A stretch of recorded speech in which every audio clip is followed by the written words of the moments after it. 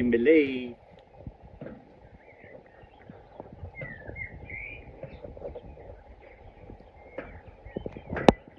Hi everyone, Ron back here again. Another update on what's happening at the block. As you can see, the tank's fully up. We've actually got a roof on. We've had rain and all happening. That's why we haven't been able to put the gravel around the edges. But we're into putting the gravel around the edges because that's what they want for their warranty. So as you can see, it's quite a reasonable sized tank. It's about 2.5 to not quite, about 2.5 times the size of my pool I had in Townsville, which I guess isn't that large, but it's large enough for down here. It'll take a while for it to actually fill up. We've already got 20,000 odd litres or so in the bottom. We needed that to make sure it held the bottom out, because we also get winds up to about 120 kilometres an hour here on a regular basis. But apart from that, that's about the sum of it. No cyclones. But anyway, we'll get back to you soon enough with another update when we're starting to fix up some of the paddocks.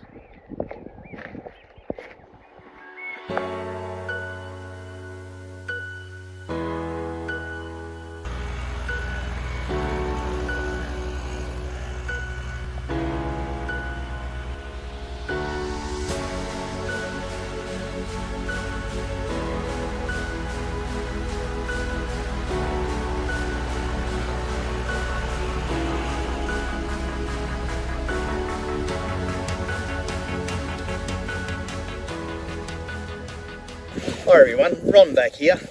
As you know, I got a whole heap of implements from Nicholas Machinery, a lovely tractor. What it comes down to, I've got the big ripper for the 55 horsepower tractor here. It also has a pipe laying attachment to it and all that as well. I have absolutely lovely crumbly soil that is just fantastic. Although it has a pH of 5.5, which is not much good for much of anything. Going through ripping it up, so later on I'm going to borrow from the next door neighbour some 4 to 6 metre pieces of railway iron. Nice big long pieces, 2 or 3 pieces, and join them together and attach them to the actual tow hitch when I've got the tow hitch on. And I'm literally going to go backwards and forwards across the paddock to hopefully, once after the disc harrows have gone past, it'll make this stuff quite workable and not big long pieces of just sod or turf that all join together and knotted. It'll break it up into nice manageable pieces. I've got good soil structure here too, although doing this doesn't help it, but the catch-22, this area is part I'm going to be digging out, and as I said, we're putting a pond. But going through, getting back to this, one of the things I've noticed and gotten through here at the moment, not that these are very, very big root systems, this is just to some of the plants that are here, but I have already hit some stumps about yay big and root systems from old trees that were here and burnt up. What I've also got in here is a couple of gibbers. They're all over the place. What's going to happen is that as time moves along, and we rip this up and we put the disc harrows over it, and I start digging it up, when we do the smudge bar, these will just roll to the top if they're near the surface, and as we go through with the rest of the implements and that, they'll come up and we'll collect them over the next couple of years, which is a bit of a problem. So as it goes along, this is what we're doing at the moment. I do have a set of rippers that have 5 tines on it, catch-22. When you're trying to rip this sort of area and you've got this even little bits of grass with very shallow root systems, it just balls up. You can't do anything with it. So all I'm basically doing at the moment is going backwards and forwards with this to rip it down to a certain depth so I can pull it out, and then go through and collect the rocks and then run the disc harrows over it so I can then disperse it across the paddock.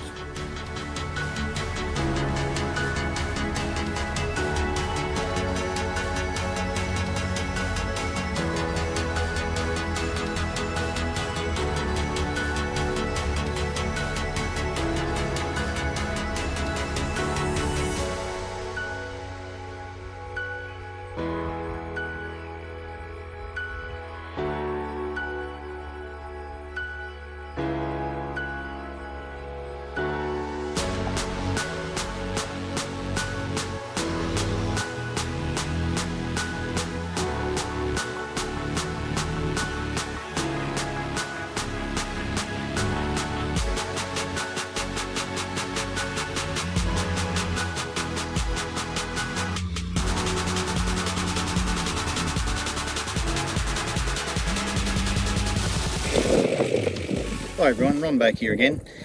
Got the big ripper on the back here at the moment, and I've had a mound in the middle of the yard along with a number of others that also had a tree stuck in the middle of it. Now I have removed the tree and most of the stump, but with the big ripper, and because obviously it was a mound that sort of stood up in the middle of the yard, which I didn't want, I took the tree out and I've just started ripping the ground. And this is also some of the tree's root system that's still left in the ground, along with a number of rocks.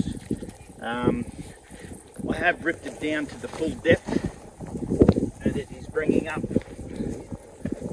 all the excess stuff in here. But when doing it as well, you've also got to make sure that you don't get sticks sticking up. They will pierce tyres, so please be mindful. It happens, everyone. I've done it myself. Not on this tractor, thank Christ, but so far so good. But as you go through, these are in the actual mound where the tree was, and you then go through and start picking them on out. What I'll do is, once we've gone through and picked out what tree systems, or root systems I should say, are left here and what rocks are here, I'll basically sort of backblade this and then have another look and see what's happening, to see if I need to rip a little bit more or put a box grader on or something like that to finish sort of leveling the area better than what it is.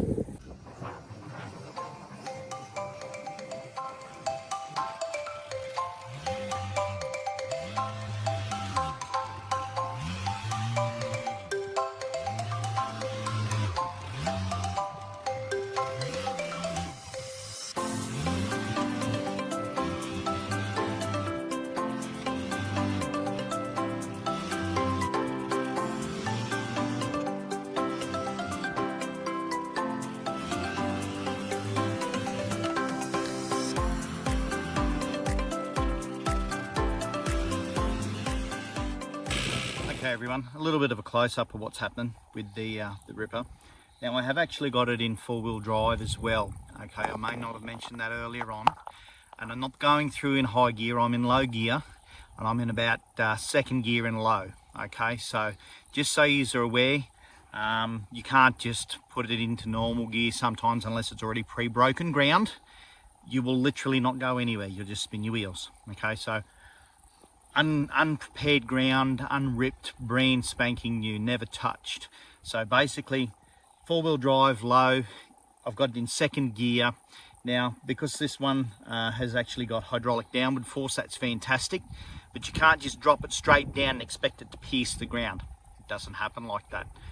You have to put it down as you're moving forward, and it will gradually bury on down with the actual hydraulics and all that as well. It gives it a lot better go at it. But as it's going through, it's picking up and ripping up, and it's got to have gone down a foot plus. Way down, you can see way down in there. Way down. But it's pulling up rocks and still more root systems that are in through here as it goes along. Okay, so we'll toss them out to the edge so we can pick them buggers up. Oh, good on me. So as it goes down and through, we've gone down that deep with the ripper.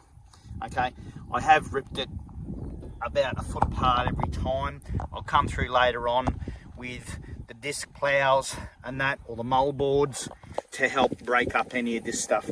Some of this stuff wouldn't have seen much of anything. Hopefully it's still got relatively good nutrients in it, but when I do a soil test we'll find that out later on. But again, nice crumbly soil, it helps break it up. I probably wouldn't be able to do that if it wasn't ripped, although the soil in this area, considering, is quite good. But again, untouched ground. We'll go through and finish picking out all the rocks, bits of dirt, bits of wood, the rest of the rocks, and flatten this out a little bit more. And as time goes along, as I said, we'll put the disc plows across this to try and help break it up a bit more, because we've also got big clumps of hair everywhere, or should I say grass, but to break that up so it makes it more easier and workable, and I don't end up with big clumps everywhere, which honestly, tractor can't flatten them very well like that. We need to change its consistency. Anyway, bye for now.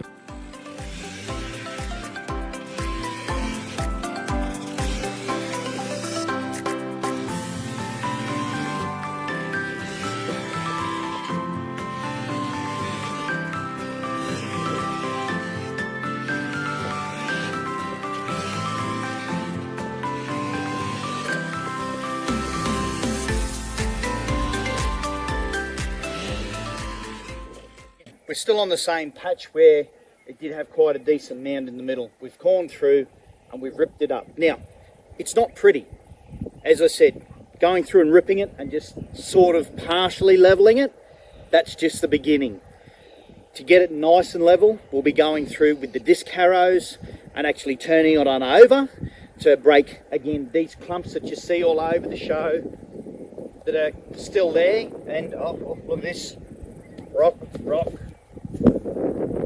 rock, rock. There are still more rocks and still plenty more root systems to come out of here. It's not just put the ripper down and level it and go, oh, it should be done and finished. It doesn't happen. When you see people farming out in paddocks and you see their tractor going a million miles an hour, that ground has already been pre-done. All this stuff was done more than likely years and years ago. This here is where we're actually going to be putting the fruit trees. It doesn't look like much. The vegetable patch is further up there. Again, it's a process. It's not just do this and it should look pretty instantly. It takes a little bit of time.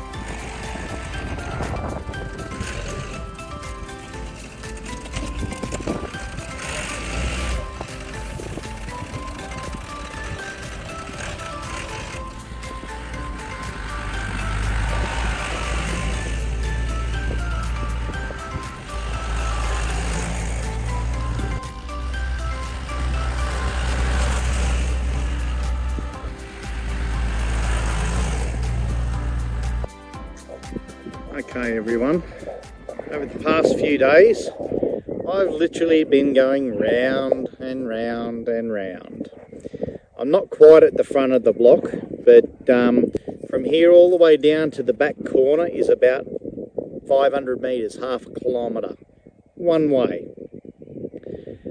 And then across the back of the block is about 120, 150 metres.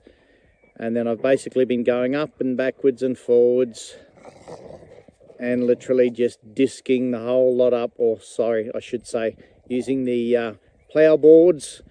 I've got 3 plough boards attached to the 55 horsepower tractor, and I've got them buried mostly as deep as I can to try and get rid of some of this uneven ground. Now, I do have to ride the hydraulics a little bit here and there because it digs or you hit stumps or rocks or vice versa.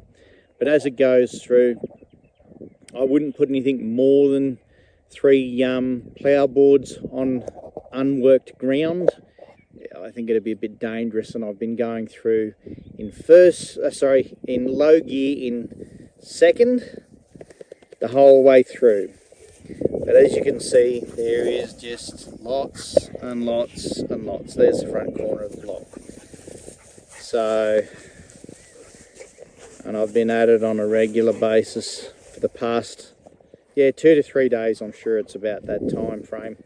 And I've had a few breakages along the way on the actual implement, because the implement's in excess of 50 years old. So a few bolts and whatnot break here and there. But anyway, just a bit of a quick look-see to see what it looks like at the moment. I'll get back to you soon enough.